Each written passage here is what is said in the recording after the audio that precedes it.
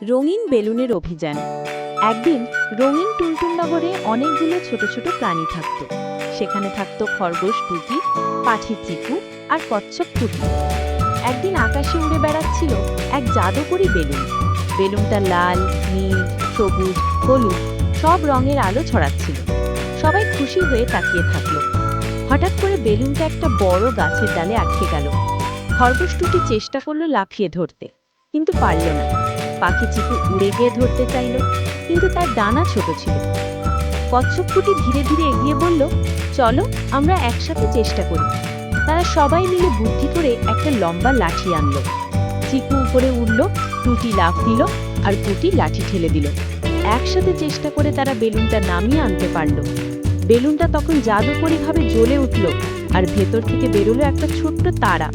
তারা মিষ্টি কণ্ঠে বলল, তোমরা একসাথে মিলেমিশে কাজ করেছো, তাই আমি তোমাদের জন্য উপহার আনলাম।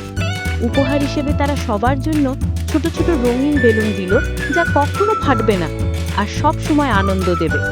শেষে টুটি, চিকু আর টুকি শিখল, একসাথে চেষ্টা করলে অসম্ভবও সম্ভব হয়।